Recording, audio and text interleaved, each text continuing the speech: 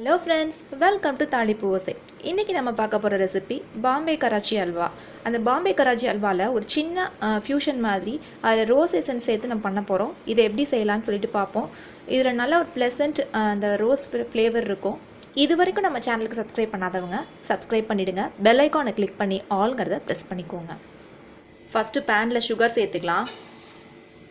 Water add பண்ணிக்கலாம். Sugar நல்லா கரைஞ்சதும் லைட்டாக பாயில் ஆனால் போதும். பதம் எதுவும் தேவையில்லை, கம்மி பதம் எதுவும் தேவை கிடையாது. சுகர் நல்லா டிசால்வ் ஆகிடுச்சு. நல்லா இந்த பாயில் ஆகிற அந்த பிசுக்கு பதம் வந்தாவே போதும். இந்த ஸ்டேஜில் நான் வந்து கார்ன்ஃப்ளவரை நல்லா கட்டி இல்லாமல் கரைச்சி வச்சுருக்கேன். அதை வந்து இதில் சேர்த்துக்கலாம் கொஞ்சம் கொஞ்சமாக.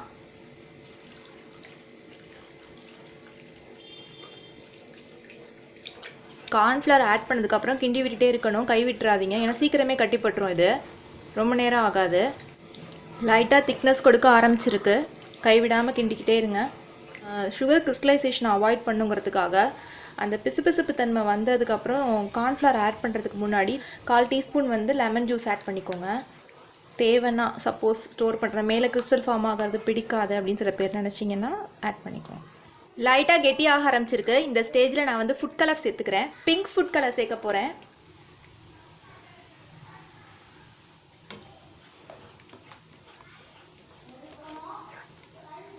இந்த டைமில் கொஞ்சமாக நட்ஸ் சேர்த்துக்கிறேன். ஃபைனலாக நம்ம வந்து சேர்த்துக்கலாம் நிறையா. இது சாப்பிடும்போது உங்களுக்கு மிடில் கொஞ்சம் இருக்கணும் அப்படின்னு நினச்சிங்கன்னா இந்த டைமில் சேர்த்துக்கோங்க, இல்லைனா வேண்டாம். ஃபஸ்ட்டு அட்டம்ப்டில் கொஞ்சம் 2 ஸ்பூன் நெய் சேர்த்துக்கிறேன். நெய் சேர்த்து நல்லா கிண்டிக்கலாம். பிங்க் ஃபுட் கலர் சேர்த்துருக்கிறதுக்கு ஏற்ற மாதிரி ஒரு 1/4 டீஸ்பூன் வந்து நான் ரோஸ் எசன்ஸ் சேர்த்துக்கிறேன். நல்லா ஃப்ளேவர்ஃபுல்லாக இருக்கும். வழக்கமாக காட்டமம் பவுட்ரு சேர்ப்போம், அதுக்கு பதிலாக இது நான் ரோஸ் எசன்ஸ் சேர்த்துக்கிறேன். நெக்ஸ்ட்டு அகெயின் கொஞ்சம் 2 ஸ்பூன் நெய் சேர்த்துக்கிறேன். அகெயின் ஒரு 2 ஸ்பூன் கீ சேர்த்துக்கிறேன்.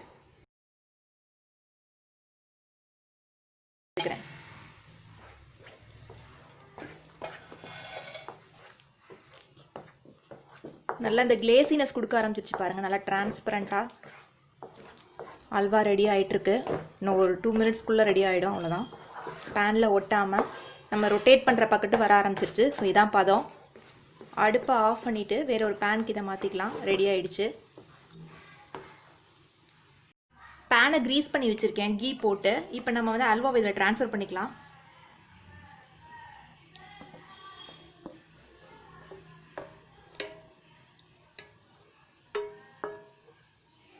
லெவல் பண்ணிக்கலாம் நல்லா ஈவனாக. சாப் பண்ணி வச்சுருக்க நட்ஸு சேர்த்துக்கலாம் கொஞ்சமாக.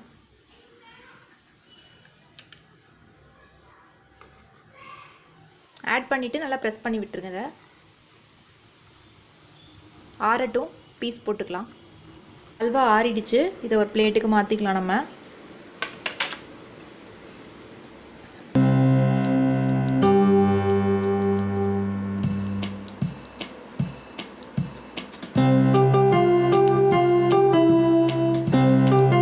ஸோ நம்ம அல்வா எல்லாம் ரெடி ஆகிடுச்சு. எந்த அளவுக்கு சாஃப்டாக இருக்குது பாருங்கள். இந்த ரெசிபி உங்களுக்கு பிடிச்சிருந்துச்சுன்னா லைக் பண்ணுங்கள், ஷேர் பண்ணுங்கள், சப்ஸ்கிரைப் பண்ணுங்கள். தேங்க்ஸ் ஃபார் வாட்சிங்.